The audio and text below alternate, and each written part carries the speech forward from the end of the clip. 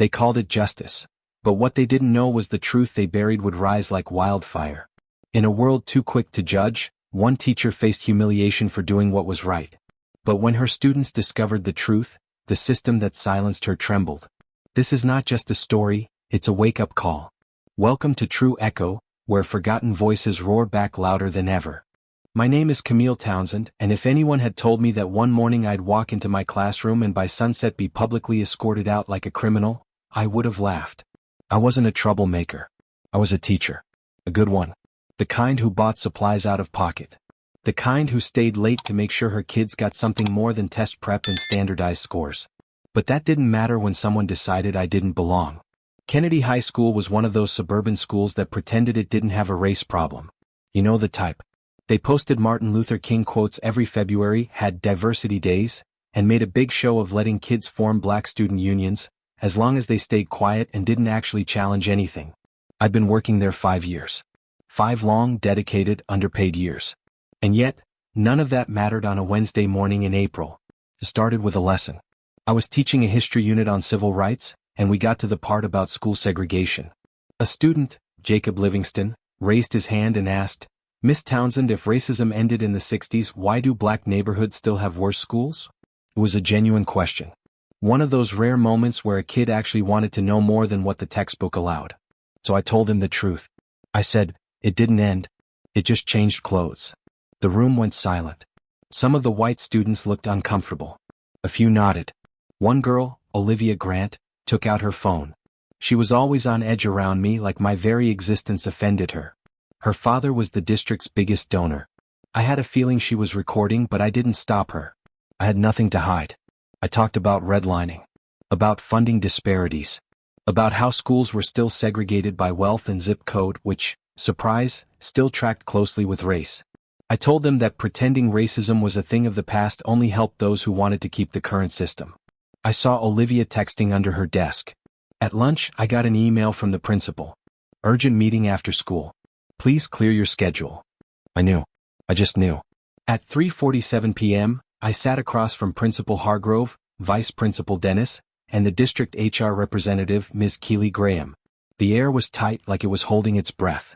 "Miss Townsend," Keeley began, her voice smooth like a sales pitch, "we received a formal complaint from a parent regarding your conduct in class today. The allegation is that your statements were politically biased, racially divisive, and made students feel unsafe." Unsafe? Me? I looked Hargrove in the eye. His face didn't flinch. "We have a duty to maintain a neutral learning environment," he said. "And your comments crossed the line." "I was teaching the truth," I said, trying to keep my voice steady. "You made students uncomfortable." "I wasn't hired to comfort them," I snapped. "I was hired to educate them." And just like that, I knew it was over. I was suspended pending investigation, but the truth was clear. They had no intention of reinstating me. Not when Olivia's father was already blasting my name on Facebook, calling me a race baiter poisoning the minds of our youth. The next day, my photo was on a local news segment. Kennedy High School teacher under fire for controversial comments. I turned off the TV. What they didn't show was the truth, the silence I faced in that room. The way Hargrove wouldn't meet my eyes. The way Keeley avoided saying the word black entirely. They called it divisive, but what they really meant was uncomfortable. That weekend, I packed my desk into 2 cardboard boxes and carried them out through the staff entrance. No goodbye party. No thank you card. Just the slow, heavy clack of my heels on the linoleum floor and the sound of a door quietly locking behind me.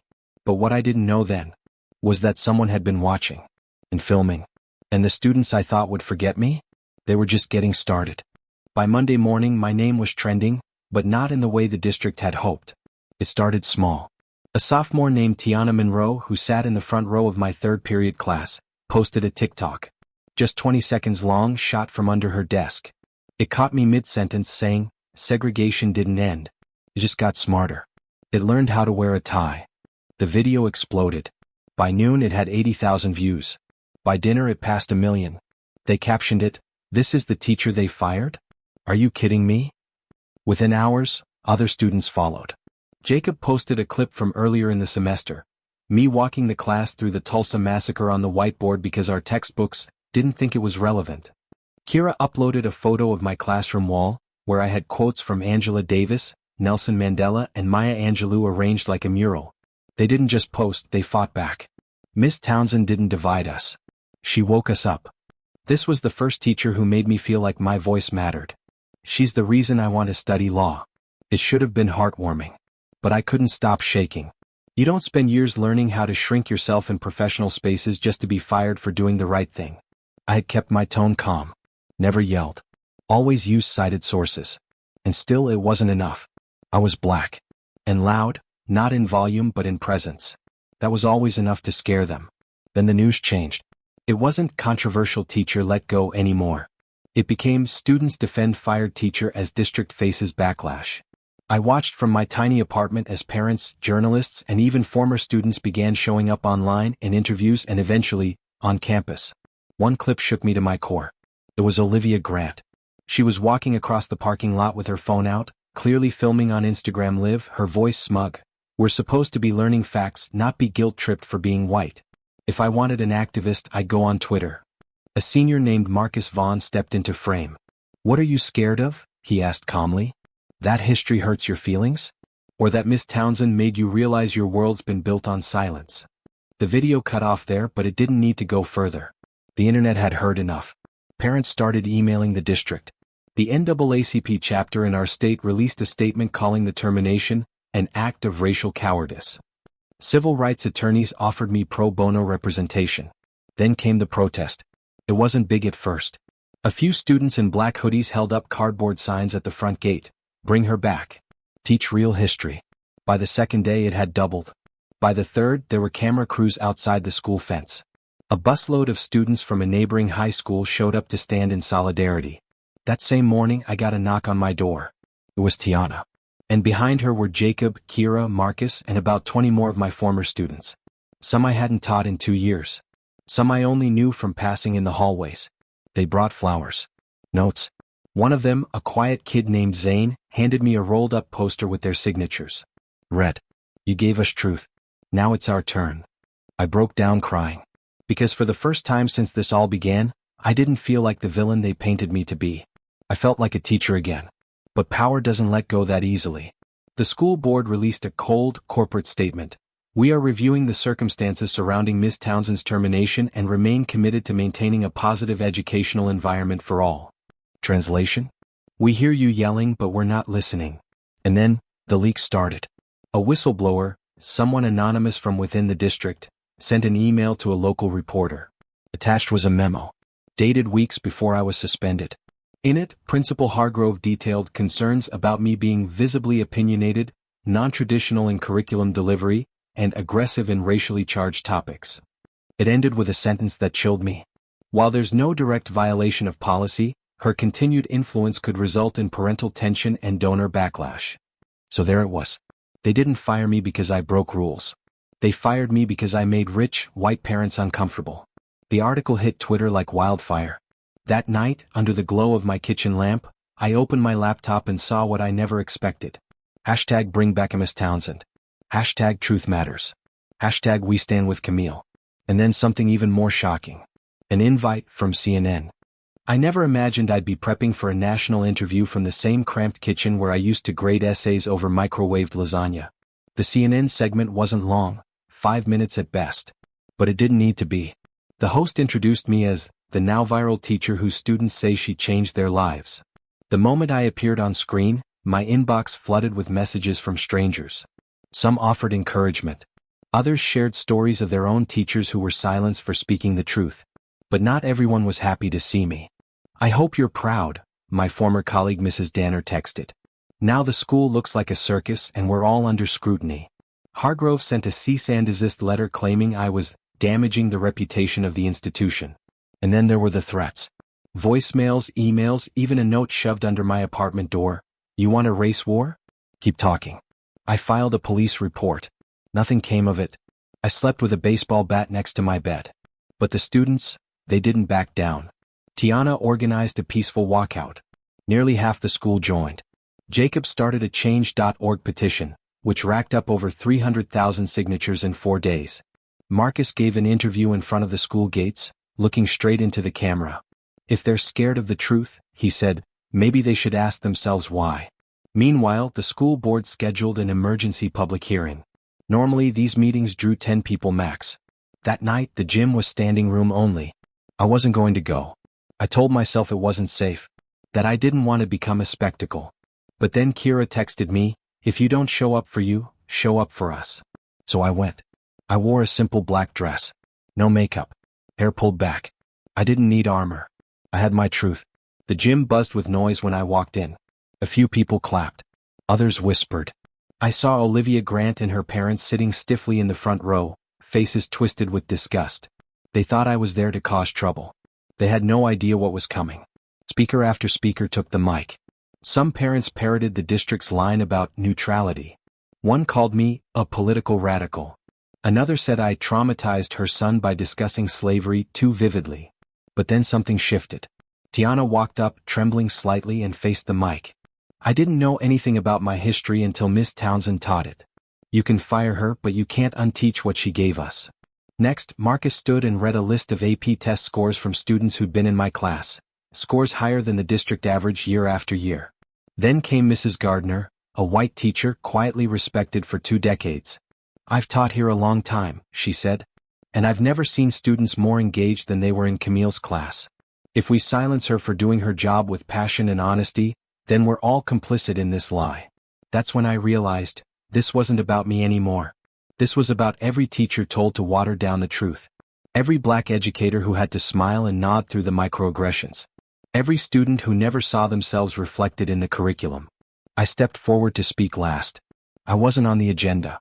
But the crowd cheered me forward anyway. I'm not here to beg for my job, I began. I'm here to ask why it's considered unprofessional to tell the truth. Why, when I talk about injustice, I'm divisive, but when the curriculum erases our pain, that's just standardized. I loved those students like they were my own. And I taught them what the world often won't, that they matter. That history isn't just about what happened, but who gets to tell it. The room was dead silent. Even Olivia's father shifted uncomfortably. Then someone started clapping. Then another. And then the gym erupted in a standing ovation. It was the first time since everything started that I felt seen. But just as the tides turned in my favor, the district doubled down. The board released a new statement the next day. Sterile. Miss Townsend will not be reinstated. We remain committed to nonpartisan education. No apology. No compromise. Just dismissal. That would have been the end, if not for what came next. A reporter from the Washington Post uncovered that the district had been quietly settling lawsuits for years, all involving the silencing or disciplining of teachers who deviated from approved language on race, gender, or history. And they weren't just losing teachers. They were hemorrhaging credibility. Sponsors began pulling funding. The PTA president resigned. The Grant family? Silent. Then an anonymous source leaked something explosive. A resume. What? Except, it wasn't the one I submitted when I was hired. It was the full version. The one they made me edit down because it was too intimidating. It revealed I'd graduated top of my class from Howard. That I'd published 2 academic articles on race and education reform. That I'd spoken at 3 national conferences. Oh, and one more thing. I wasn't just a high school teacher. I was a policy consultant for the State Board of Education. I'd helped write legislation that had passed in 2 counties. That's when everything broke. Because they hadn't just fired a teacher. They had fired an expert, a respected scholar, and tried to pretend she was disposable. And the world wasn't having it. Once the real story surfaced, my credentials, my advocacy work, the consulting I'd done for the state, the narrative shifted like a sudden change in tide. I wasn't just a radical high school teacher anymore. I was a respected academic, a published thought leader, a curriculum designer who had advised superintendents. I wasn't the angry voice they wanted to silence. I was the expert they tried to hide. It felt vindicating, but also infuriating. Because the truth was always there. They just didn't care to see it until the headlines turned on them. The district had underestimated one thing: students talk. And when they talk with passion, the world listens. News anchors began dissecting the case. Major educational nonprofits tweeted support. I even got a call from the National Center for Educational Equity, inviting me to speak at their upcoming summit. But back in my little apartment in Baltimore, it still didn't feel real. I was still unemployed. Still checking over my shoulder whenever I went out. Still dodging hate mail from anonymous cowards telling me to stay in my lane. Meanwhile, Kennedy High was unraveling. The senior class organized a boycott of end-of-year exams. Parents demanded the resignation of Principal Hargrove. Sponsors pulled out of prom funding. And students walked the halls wearing shirts that said, "I'd rather learn the truth and be uncomfortable than be lied to and feel safe." One afternoon, as I stood in line at the grocery store, a white woman tapped me on the shoulder. For a moment, my body tensed, expecting confrontation. But instead she said softly, "My daughter's in 10th grade. She cried when you got fired. She said you were the only adult who ever told her what the world really was." "Thank you." I nodded, barely holding back tears. It was moments like that, the quiet ones, that reminded me why I did this work. That same night, I got a message from a man I hadn't spoken to in years. Dr. Daniel Reese. He had once been my mentor during my grad school days at Howard. Now he was the deputy director of a national education nonprofit, the Teach Forward Initiative. He'd seen the coverage, watched the videos, read the petition. He told me the board at Teach Forward wanted to offer me a full-time position, Director of Culturally Responsive Curriculum Development, with a salary twice what I made at Kennedy. It felt like everything was finally snapping into place. "You're not just meant to teach students in one classroom," Dr. Reese said. "You're meant to change what the classroom looks like for everyone." I accepted the offer with tears on my cheeks and fire in my chest. And just when I thought the story had found its resolution, the twist hit. It came in the form of a viral video, but not one made by my students. It was Olivia Grant. Tears in her eyes, posture slumped, seated in what looked like her bedroom. The video was raw, unedited, confessional. "I hated Miss Townsend," she said, voice cracking. "Not because of what she taught, but because I knew she was right. And I didn't want to deal with that. My dad told me she was a threat, that she had an agenda, but really it was just guilt. I didn't understand the world she was talking about, so I rejected it." She paused, looking down. "I thought getting her fired would make the discomfort go away. But all I did was silence someone who wanted to help me see the world more clearly. I'm sorry." The video racked up 5 million views in 2 days. Comments poured in. Some angry, some forgiving. Others praising her growth, her courage to admit fault publicly. I didn't respond. I didn't need to. Sometimes the loudest justice is watching someone finally get it. The district, under pressure, announced a full internal audit of hiring and disciplinary practices. Hargrove took an indefinite leave of absence. And while they didn't offer to reinstate me, they issued a formal apology, the kind so carefully worded it probably passed through a dozen legal reviews.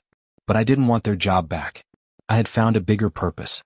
At Teach Forward, I worked with districts across the country, helping them build curriculum that told real stories, stories that looked like my students, sounded like my students were my students. Every time I walked into a school board meeting or training session, I carried the voices of those kids with me. Every protest sign, every TikTok clip, every truth whispered in my classroom that now echoed in hallways across America. And just a few months later, I stood on a stage in Washington, D.C. at the National Education Summit, delivering the keynote address. I wasn't fired because I did something wrong, I told the crowd. I was fired because I did something right. Because I reminded students that education isn't about comfort, it's about courage. The night after the summit, I couldn't sleep. Not from nerves. Not even from excitement. But from something deeper. A kind of ache I couldn't name. A feeling that something sacred had been both broken and reborn. I kept thinking about my classroom, the one with faded posters of Frederick Douglass and bell hooks. The wall where I'd pinned every college acceptance letter my students ever brought in. The tiny library I'd built book by book with my own paycheck because the school wouldn't fund diverse authors. I missed it. Not the fluorescent lights or the bureaucratic meetings, but the sacred space between a teacher and her students. That fragile, powerful bond where truth lives. But I also knew something now. The truth didn't need a room to echo. It just needed people brave enough to speak it, and others brave enough to listen. A week after the summit, I flew to California to consult with a district facing similar curriculum battles. A white principal approached me during a break and said, "Miss Townsend, I used to think neutrality was safest. But your story, it made me realize silence can be violence too." That same day, my phone buzzed with a message from Tiana. Tiana Monroe, the girl who started everything with a 20-second TikTok under her desk. She had just received a full scholarship to NYU, majoring in social justice and media studies. She sent me a photo of her acceptance letter, and below it, the caption, "You lit the match. Now we're the fire." My eyes welled up as I sat on a bench outside the district office. That message alone made everything worth it. And still, the story wasn't over. Because just as I began settling into my new role, I received a certified envelope at my door. Inside was a formal invitation. The Kennedy High Class of 2024 formally invites Camille Townsend to deliver this year's commencement speech as our honored guest. I stared at the letter in disbelief. After everything, the firing, the smear campaign, the protests, they wanted me back. Not as staff. As a speaker. I picked up the phone immediately and called the number at the bottom. It was Marcus Vaughn's voice that greeted me. Miss Townsend. We voted. Unanimously. Isn't the district going to shut that down? They tried, he said with a chuckle. But they don't run graduation anymore. We do. So I said yes. And 3 weeks later, I stood on the football field of the very school that once threw me out its back door. Parents filled the bleachers. Teachers in black robes sat in the front row. Hargrove was nowhere in sight. I was handed a microphone. The crowd fell quiet. I looked out over the sea of faces, brown, white, black, anxious, excited, bursting with promise, and said, I was once told that I made students feel unsafe for teaching them truth. But safety doesn't come from ignorance. It comes from understanding. And understanding only comes when we're brave enough to listen, even when it's hard. I paused. And sometimes the bravest people are sitting right in these chairs. I looked at Marcus, at Tiana, at Jacob, at Olivia, who sat quietly in the back row with tears in her eyes. You taught me that one voice, when joined by others, becomes a movement. You didn't just stand up for a teacher. You stood up for truth, for justice, for each other. The applause was thunderous. Some people stood. Others wept. That night, I walked back through the school halls alone.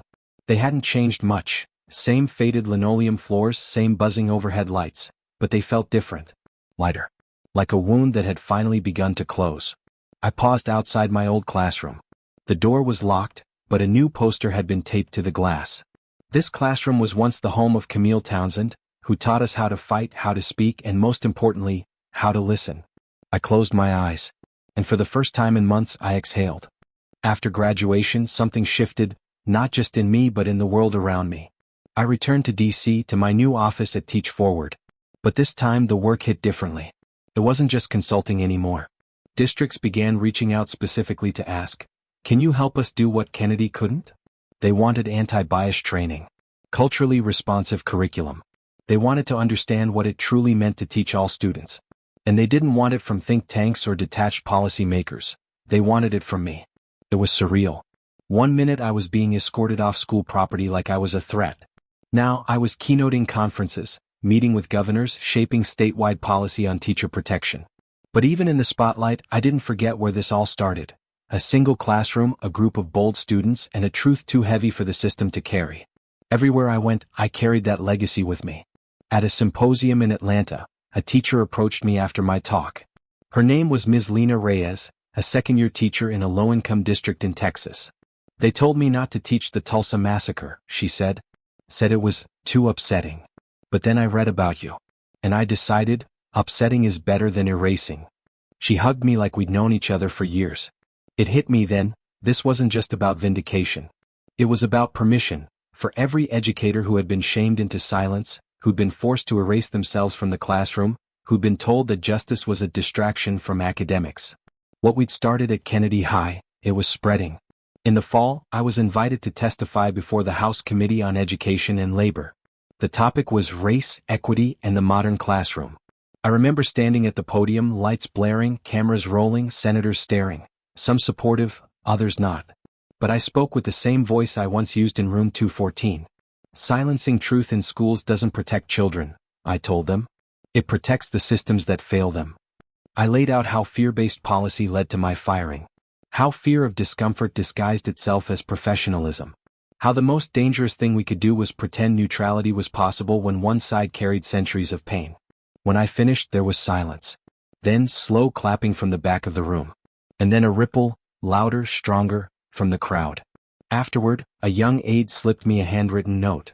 I was a student just like yours. Thank you for fighting for us. Back at Kennedy, Principal Hargrove resigned quietly. No press conference. No apology. Just an email sent to staff on a Friday afternoon, thanking them for years of service and navigating difficult times. Word on the street was he'd been pressured out after several damning reports revealed a pattern of disciplining outspoken teachers. nearly all of them black or brown. His departure didn't fix everything, but it was a start. The school board, battered by public outcry and national press, began implementing sweeping changes. New equity officers were hired. A restorative justice coordinator was appointed. And for the first time, the school integrated mandatory Black history coursework into the curriculum, not just as an elective but as a requirement. It wasn't performative anymore. It was systemic. And the students? They kept rising. Tiana launched a podcast with classmates called The Unlearned, where they interviewed teachers and students about topics their textbooks never covered. It gained thousands of listeners within weeks.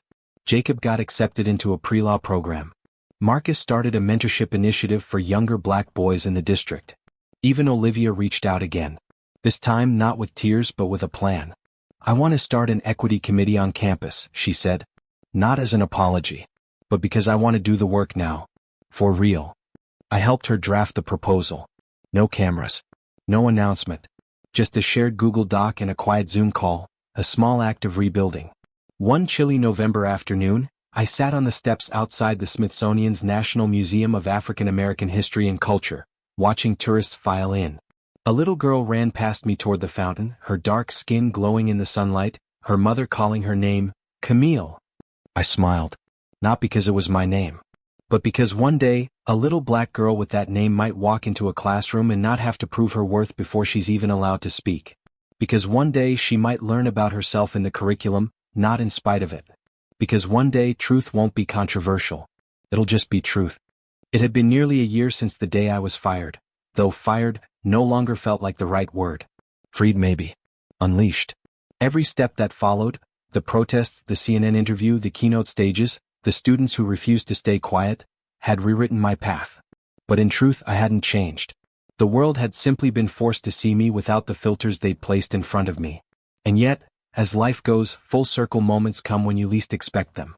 That spring I got a call from a woman named Dr. Charisse Lyon, the new interim superintendent for the Kennedy district.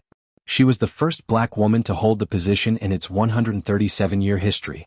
"I know the district doesn't deserve you," she said, voice calm but grounded, "but I have a proposal." I expected it to be a job offer. Maybe a public gesture to save face. But it wasn't. She wanted to rename the Kennedy High School library after me. The Camille Townsend Center for Truth and Inquiry. At first I laughed. Then I cried. Then I asked, "Why a library?" She said, "Because books can't be fired.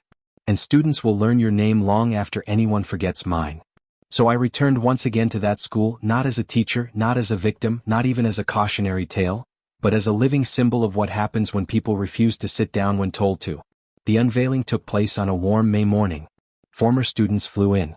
Parents I'd never met came just to shake my hand. The news crews returned, this time to document something celebratory instead of scandalous. I stood beneath the bronze plaque that read, "In honor of Camille Townsend, who taught us that courage speaks loudest when truth is on trial." And for a brief moment I couldn't speak at all. Later, as I toured the newly renovated library, I noticed something that stopped me cold. It was a section labeled Unbanned History. Books about Emmett Till, Audre Lorde, Indigenous resistance, immigration struggles, Asian American activism, queer liberation. Books that had once been labeled too political, too radical, too much. Now front and center. Students milled around, some whispering, some smiling, one girl sitting cross-legged in the corner with the Fire Next Time in her lap. I stood there for a long time, not needing to say anything. Because this right here, was the answer. I hadn't just gotten justice. I'd gotten something bigger. Legacy. In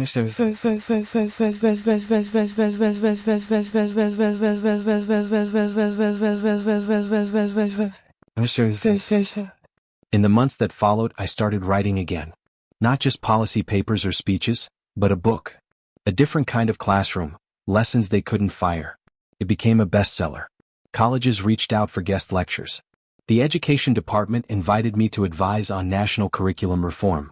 My inbox became a flood of invitations, but I always said the same thing first. Can students come too? Because this wasn't just about me anymore. It never really had been. It was about the kids who stood in protest with cardboard signs and shaky voices. Who filmed injustice in real time. Who understood before the adults did that silence isn't safety, and neutrality is a luxury only the privileged can afford. They were the reason I kept going. They were the reason I now believed something I never dared hope for in that moment I was walked out the school doors. That we can win. Not easily. Not quietly. But powerfully. And perhaps most importantly, together. In a world that often punishes those who dare to speak the truth, Camille Townsend stood tall, and in doing so she inspired a generation to rise with her. Let this be a reminder, truth is rarely easy but it is always worth it. When one voice rises, it gives others permission to do the same. As Camille once told her students, your silence won't protect you. But your voice? It might just change the world.